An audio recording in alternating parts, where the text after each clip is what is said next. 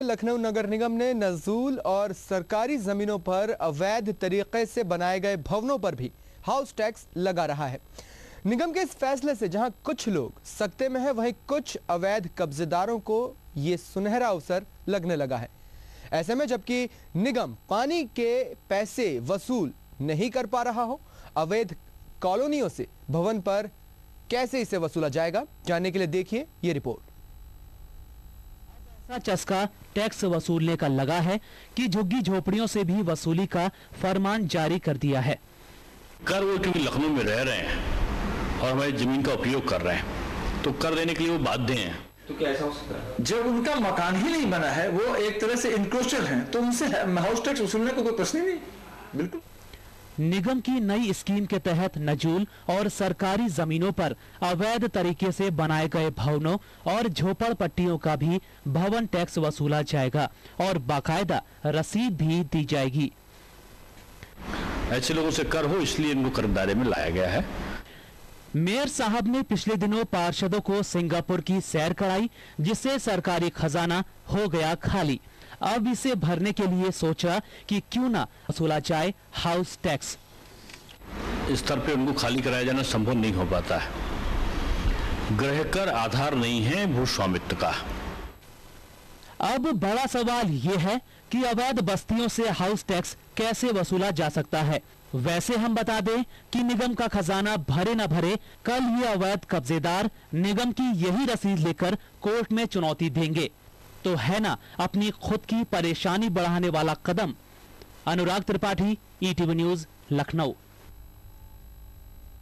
रुख करेंगे लखनऊ का, हमारे संवाददाता अनुराग हमारे साथ है। अनुराग, कुल मिलाकर कहा जाए जिन पर कार्रवाई होनी चाहिए थी, जिन पर कहा जाए जिन्हें उजाड़ा जाना चाहिए था, उन्हीं को अब आप बसाने की तैयारी कर रहे हैं। एक तरह से बिल्कुल सीधी सी बात है। नगर निगम का जो काम है, अवैध कॉलोनियाँ जो हैं शहर के अंदर, उनको बाहर निकालना है, अतिक्रमण हटाना है, शहर को साफ सुथरा रखना है। लेकिन कहीं से भी वो कार्रवाई होती नज़र नहीं आती है। अतिक्रमण के नाम पर छुटभैये जो अभियान चलाए जाते हैं छोटे मोटे, उसके अलावा कोई इस तरह की कोई कार्रवाई नहीं होती है। हालांकि आपको बता दें, लखनऊ शहर की बात करें, करीब 100 से ज़्यादा ऐसे इलाके हैं जहाँ पर ये झुग्गी झोपड़ियाँ बसा के लोग रह रहे हैं। और जो अब नया कानून लाया जा रहा है, जो एक तरह से नगर निगम के लिए बोला जाए, तो उसमें जो अवैध कब्जे किए हुए हैं, जो कब्जेदार हैं, उनको एक तरह से देखा जाए तो वैध किया जा रहा है, उनसे हाउस टैक्स वसूला जा रहा है। हाउस टैक्स वसूलने का मतलब ये है कि जो हाउस है उनका मालिकाना हक अगर उनके हाथ में है तो वो इसके हाउस टैक्स चुकाएंगे। हाउस टैक्स का सीधा सीधा संबंध मकान की मालकियत से है। हालांकि नगर निगम के जो मेयर हैं वो बोल रहे हैं कि ऐसा कुछ भी नहीं है, मालकियत कहीं से भी हाउस टैक्स को साबित नहीं करती है। लेकिन हम आपको बता दें, हमारे कानून के जानकारों से जो बात हुई है, हमारे लीगल एडवाइजरों से जो बात हुई है, उसे साफ तौर पर निकल के आता है कि अगर उनसे हाउस टैक्स वसूला जा रहा है, तो अगर कब्जेदारों से खाली कराया जाता है कब्जा, तो वो इस तरह की एक जो उनके पास रसीद होगी वो भी दिखाएंगे कि हम तो हाउस टैक्स चुकाते हैं, तो हमें क्यों यहाँ से विस्थापित किया जा रहा है। इस तरीके से आपको बता दें, लखनऊ में करीब 1000-1500 के ऊपर इस तरह के कब्जेदार होंगे, जिनको हटाने में ये कहीं भी कामयाब नजर नहीं आता है नगर निगम। और दूसरी बात आपको बताते हैं, ये जब अभियान चलता है तो एक तरह से देखा जाए तो ये कब्जेदार कहीं ना कहीं गायब हो जाते हैं, अपना सामान हटा लेते हैं, लेकिन उसके बाद जैसे अभियान खत्म होता है ये दोबारा वहां पर आ जाते हैं।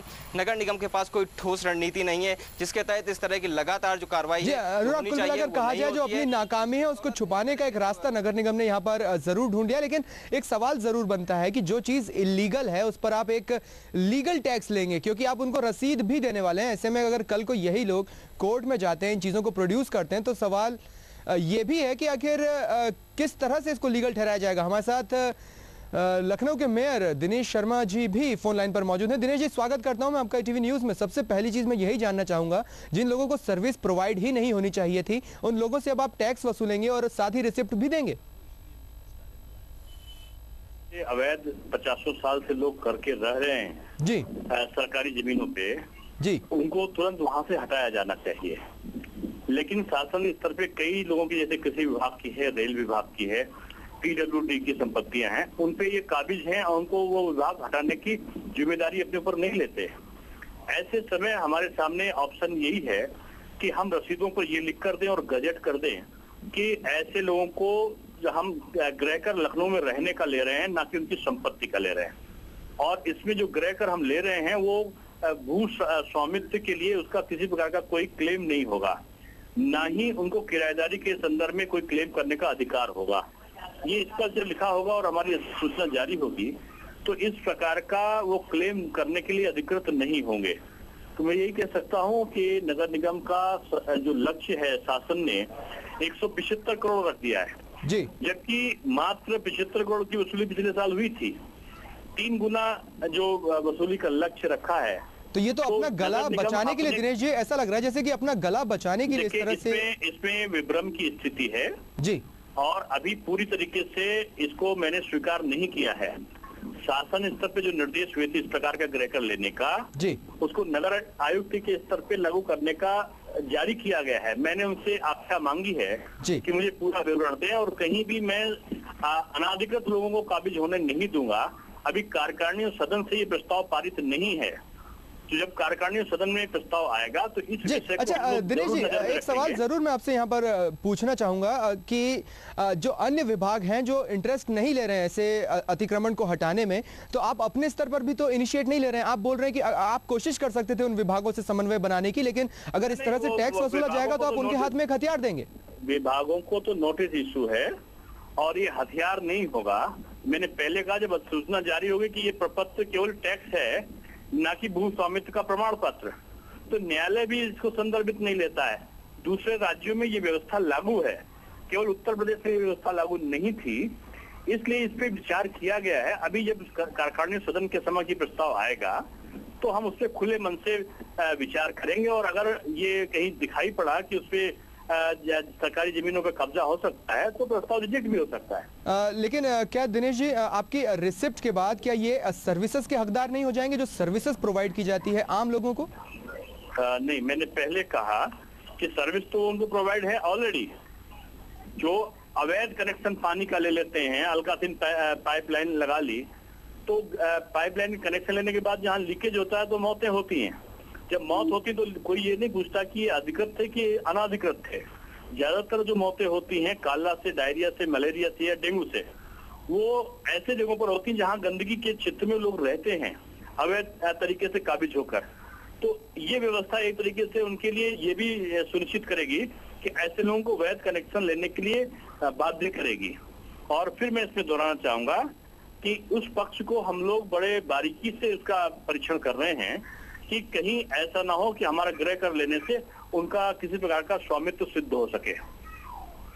जी दिनेश जी, बहुत बहुत धन्यवाद आपका तमाम बातचीत के लिए। तो अपने स्तर पर ये कोशिशें ज़रूर करेंगे कि जो इनकी प्लानिंग है उसमें कहीं लूप होल ना रह जाए, लेकिन अगर शुरुआत से लेकर अब तक की बातचीत सुनी जाए तो ये ज़रूर है कि कहीं ना कहीं ये पूरा जो कदम उठाया जा रहा है वो अपने आप में हास्यास्पद लगता है, क्योंकि आप सर्विस उनको प्रोवाइड करेंगे जिन्हें उजाड़ा जाना चाहिए था। आप सर्विस उनको प्रोवाइड करेंगे जिनसे टैक्स लेने के बाद आप एक रिसिप्ट उनको पकड़ा देंगे, जो कि हथियार नहीं होगा। बकौल मेयर दिनेश शर्मा जो हमारे साथ फोन लाइन पर मौजूद हैं, हमारे संवाददाता हमारे साथ लखनऊ से लगातार बने हुए हैं। अनुराग, दिनेश शर्मा मेयर, उनसे हमारी बातचीत हो रही थी। उनका कहना है कि अभी ये नियम नहीं बना है, लेकिन वो इन पूरी चीज़ों को वैध ठहरा रहे हैं। मैं ये नहीं बिल्कुल समझ पा रहा हूँ कि आखिर आप उनको ये रिसिप्ट पकड़ाने के बाद आप उन्हें सर्विस कैसे प्रोवाइड करेंगे? आप कह रहे हैं कि लखनऊ में ये लोग आके रह रहे हैं, हम उसका टैक्स ले रहे हैं, न कि उस जमीन पर रह रहे हैं इसलिए हम टैक्स ले रहे हैं। देखिए, मेयर और नगर आयुक्त की जो बात करते हैं वो सर्विस प्रोवाइडिंग कंपनी की तरह बात कर रहे हैं कि अगर हम सर्विस प्रोवाइड कर रहे हैं, लोग राजधानी में रहने के लिए जगह दे रहे हैं, उनको सुविधाएं मुहैया करा रहे हैं, तो हम बाकायदा उनसे हाउस टैक्स भी ले सकते हैं। सीधी सी बात है, जो उनकी राजस्व वसूली का लक्ष्य है इतना ज़्यादा हो गया है, उनके खर्चे इतने ज़्यादा हो गए हैं कि उन्हें और कुछ वसूलने का तरीका नज़र नहीं आ रहा है। और इसके अलावा ये आपको बता दें कि जो लगातार उनके खर्चे हैं पार्षदों के बढ़ते जा रहे हैं। सिंगापुर की सैर तक कराई उन लोगों ने पार्षदों को कि शहर को साफ सुथरा रखा जाए, लेकिन कहीं से भी वो कामयाब नज़र नहीं आए। हालांकि अब ये खर्चे कैसे पूरे किए जाएँ और कैसे अपनी जो लागत है वो कम की जाए, उसको लेकर के अब लगातार आए के नए साधन ढूंढे जा रहे हैं। यहाँ तक कि मैं आपको बता दूं कि जो कब्जेदारों को एक तरह से देखा जाए, इस तरह की जो सुविधा मुहैया कराई जा रही है, ठीक उसी तरीके से अगर हम क्रिमिनल्स को वेपन्स जो हथियार मुहैया कराएं, उनसे कह दें कुछ उनसे फीस लें कि अब जाइए आराम से, आप जो भी इसका इस्तेमाल करना चाहते हो करें, ठीक उसी तरीके से है। अब अगर कब्जेदार कल को खड़े हो जाते हैं कि हम यहाँ जगह खाली नहीं करेंगे, इंक्रोचमेंट के बाद अगर ये अभियान को चलाते हैं कि ये देखिए हमारे पास रसीद है, तो वो अपना कब्जा भी नहीं छोड़ेंगे और मेयर साहब की जो दलीलें हैं वो कहीं ना कहीं झूठी साबित हो जाएंगी। इसलिए मेयर साहब को कहीं ना कहीं सोचने की जरूरत है कि इस पे अलग से कार्रवाई की जानी चाहिए और इस तरह का जो आदेश है वो वापस तत्काल प्रभाव से जी। कुल मिलाकर अनुराग, जो तमाम खर्चे किए थे, पार्षदों को सिंगापुर की सैर कराई थी, उसके बाद जो खजाना जो खाली हो चुका है उसको भरने की कवायद है, साथ ही अपनी नाकामी कि हम सर्विस हमसे जा रही है, सर्विस हम उन लोगों तक पहुंचा रहे हैं, इसके बाद भी हम टैक्स वसूल नहीं रहे, उनको हटा नहीं पा रहे हैं, उनको उजाड़ नहीं पा रहे हैं और उस जगह पर एक बस्ती बसी बसाई है, तो अपनी नाकामी छुपाने की भी एक कवायद ये नगर निगम की तरफ से वहां पर नजर आ रही। बहुत बहुत धन्यवाद अनुराग तमाम बातचीत के लिए।